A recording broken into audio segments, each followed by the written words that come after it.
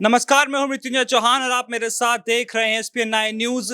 ऐसा देखा जा रहा है कि जैसे हालात इस वक्त महाराष्ट्र में बने हुए हैं, ये देखा जा रहा है कि हालात बहुत संवेदनशील हैं, नाजुक हैं और इसी की वजह से कहीं ना कहीं पूरे देश का माहौल बिगड़ता नजर आ रहा है। वो राज ठाकरे जिन्होंने कुछ दिनों पहले बयान दिया था कि 4 मई को अगर मस्जिदों के ऊपर से लाउड स्पीकरों को नहीं हटाया गया तो मस्जिदों के सामने वो हनुमान चालीसा का पाठ करेंगे। लेकिन अब ऐसा देखा गया, जो बयान आज राज ठाकरे ने दिया है उसमें उन्होंने मंदिरों और मस्जिदों, जी हां, दोनों के ऊपर से लाउड स्पीकर हटाने की बात कही है।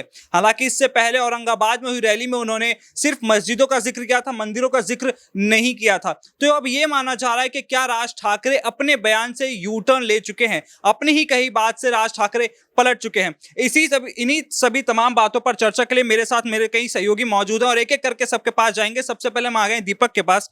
दीपक, राज ठाकरे आज एक प्रेस कॉन्फ्रेंस करते हैं, आज 4 मई का दिन है।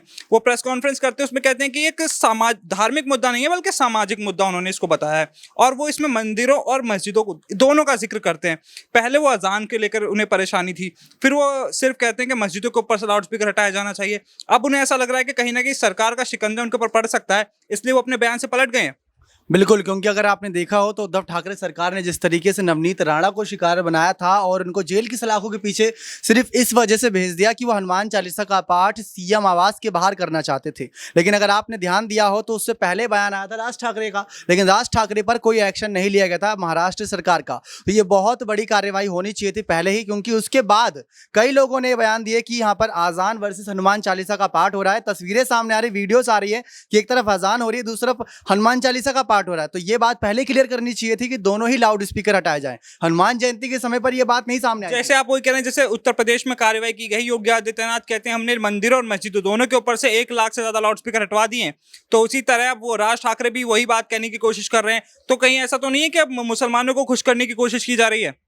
किस वजह से? क्योंकि 2024 के इलेक्शन को भी ध्यान में रखा जा सकता है। ऊपर से यहाँ पर अगर बात करें, राज ठाकरे का यूपी दौरा भी है, तो योगी के रंग में रंगे नजर आएंगे। तो क्या वहां पर यूपी का मॉडल लागू किया जाएगा महाराष्ट्र में? ये देखने वाली बात रहेगी कि राज ठाकरे का सीधे तौर पर निशाना क्या था। क्योंकि अभी तक देखें तो राज ठाकरे वर्सेस उद्धव ठाकरे को लेकर भी बातें थी। राज ठाकरे यहाँ पर कई वीडियो शेयर करके बाल ठाकरे की बात याद दिला रहे थे कि लाउड स्पीकर होना ही नहीं चाहिए था। अगर पिछले कुछ समय से देखें तो लाउड स्पीकर को लेकर मुद्दा गर्म हुआ था, लेकिन अब राज ठाकरे ने अगर ये बात कही है कि मुस्लिमों मतलब मस्जिद के साथ साथ अगर मंदिरों से भी लाउड स्पीकर हटता है तो अच्छी बात है। लेकिन इस समय पर जब महंगाई, रोजगार जैसे मुद्दे हैं, तो लाउड स्पीकर जैसे मुद्दे क्यों बड़े मुद्दे बनाए जा रहे हैं देश में? शुक्रिया दीपक। दीपक ने बिल्कुल सही कहा, महंगाई, रोजगार जैसे जब बड़े मुद्दे हैं तो इस वक्त लाउड स्पीकर जैसे मुद्दे को इतना बड़ा क्यों बनाया जा रहा है? क्यों उसे एक धार्मिक मुद्दा बनाकर लोगों के सामने से प्रोजेक्ट किया जा रहा है कि इससे बड़ा मुद्दा ना हिंदुओं के लिए कोई है ना मुसलमानों के लिए कोई है? इसी पर आगे चर्चा के लिए मेरे साथ मौजूद है मेरे सहयोगी राहुल।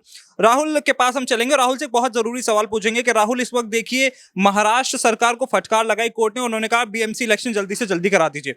क्या ये जो मुद्दा है इसका असर बीएमसी इलेक्शंस पर पड़ेगा और पड़ेगा तो कैसे पड़ेगा राहुल?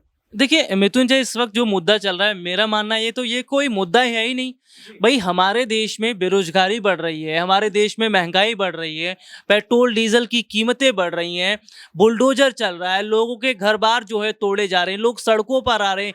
ये मुद्दे छोड़कर प्रधानमंत्री नरेंद्र मोदी जर्मनी में घूम रहे हैं, प्रधानमंत्री नरेंद्र मोदी विदेशी यात्रा कर रहे हैं। हमारे देश में भाई माहौल खराब है। गुजरात के जोधपुर में दंगा हो। राहुल, मेरा सवाल बीएमसी इलेक्शंस को लेकर था। क्या इस मुद्दे का असर बीएमसी इलेक्शन पे पड़ेगा? देखिए, मैं वही बात कर रहा हूँ ना कि हमारे देश के हालात कैसे, सरकार का रुख कहाँ है भाई। सर, हमारे देश के हालात देखिए किस तरह से, देश में हिंदू मुसलमान हो रहा है, मंदिर मस्जिद हो रहा है। अभी हमारे पास देखिए कई खबरें सामने आई हैं जिसमें हमने देखा कि 3 तारीख को कल पूरे देश में ईद का त्योहार मनाया गया और दूसरी तरफ हम देख रहे हैं कि भाई महाराष्ट्र में एक तरफ नमाज पढ़ी जा रही है और बड़ी संख्या में जो है हनुमान चालीसा का पाठ हो रहा है। ये चल क्या रहा देश में, ये चल क्या रहा महाराष्ट्र में?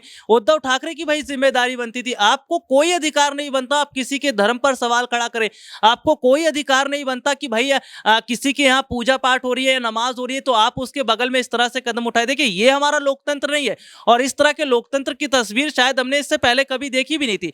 फिलहाल जिस तरह से आप बीएमसी चुनाव की बात करें, देखिए हमने खबर भी पढ़ी है, सुप्रीम कोर्ट की तरफ से कहा गया कि बीएमसी के चुनाव जल्द से जल्द होना चाहिए। देखिए, जाहिर सी बात है भाई, चुनाव का इस पर असर तो जाहिर सी बातें पड़ेगा, लेकिन सीधे सीधे तौर पर मृत्युंजय हम ये देख रहे हैं कि सत्ता का खेल है, सियासी का खेल है भाई राज ठाकरे जो इतने समय से चुपचाप बैठे हुए थे, अचानक राज ठाकरे को याद आ जाते हैं बाला साहब ठाकरे, अचानक उन्हें जो है लाउड स्पीकर से दिक्कत होने लगती है। भाई राज ठाकरे का बयान तो हमने ये तक नहीं सुना है कि राज ठाकरे को क्या डीजे से दिक्कत नहीं होती है क्या? आज तो उन्होंने मंदिरों का जिक्र भी कर दिया राहुल।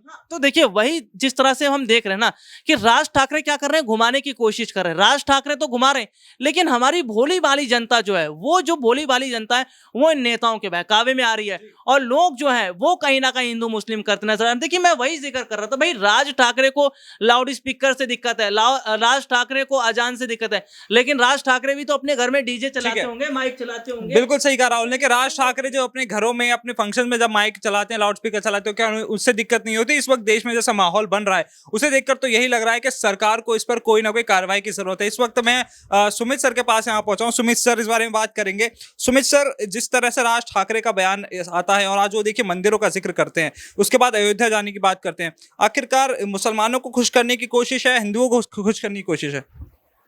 खुश करने की कोशिश तो वैसे देखा जाए तो किसी को नहीं है, मगर देखते हैं क्या करते हो। मुसलमान को खुश करते हैं, हिंदू को खुश करते हैं, तो वही जान। और आपको नहीं लगता जब महंगाई जैसे मुद्दे हैं और ये जो इन जैसे मुद्दों को छोड़कर लाउड स्पीकर जैसा जो मुद्दा है, इसको जबरदस्ती जनता के बीच में थोपने की कोशिश की गई है? बिल्कुल, वो तो है ही।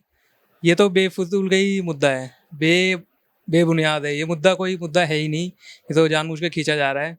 वैसे तो महंगाई को लेके ही उसे करना चाहिए जो भी करना चाहिए उन्हें, मगर बिल्कुल सही कहा सुमित सर ने कि महंगाई के मुद्दे को लेकर बात करनी चाहिए, उन मुद्दों को लेकर के बात करनी चाहिए जो जनता से जुड़े हैं, जो लोगों से जुड़े हैं, ना कि लाउड स्पीकर जैसे मुद्दे को, जिस पर सीधे तौर पर देखा जा रहा है कि समाज को बांटा जा रहा है, दो धर्मों के लोगों में फूट डाली जा रही है। और इसका सबसे बेहतर उदाहरण हमें देखने को मिला जोधपुर में, जहां दो समुदायों के लोग आपस में इस रात को इस वजह से भिड़ गए कि कौन अपने धर्म का झंडा चौक पर फहराता है। अब देखना यह होगा कि आखिरकार क्या केंद्र सरकार इस मामले पर कोई बहुत बड़ा एक्शन लेने वाली है, या राज ठाकरे अपनी सियासी जुबानबाजी इसी तरह जारी रखने वाले हैं। आखिरकार महाराष्ट्र सरकार का इस पर क्या रुख रहने वाला है, ये देखना भी बेहद दिलचस्प हो जाएगा। लेकिन अब जो सबसे बड़ा सवाल ये खड़ा होता है कि अब जब वो अयोध्या जाने की बात कर चुके हैं, राज ठाकरे वही राज ठाकरे हैं जो पहले ये कहा करते थे कि ना उन्हें उत्तर प्रदेश के लोग पसंद है, ना बिहार के लोग पसंद है, तो आखिरकार अपनी राजनीति चमकाने के लिए वो अयोध्या क्यों जा रहे हैं? बड़ा सवाल उन पर यह भी खड़ा होता है, आखिरकार राज ठाकरे की राजनीति क्यों बदल रही है दिन पर दिन, और आगे आने वाले वक्त में राज ठाकरे क्या नया कदम उठा सकते हैं? फिलहाल इस खबर में इतना ही। आप ऐसी तमाम बड़ी खबरों के लिए देखते रहिए SPN9 न्यूज़।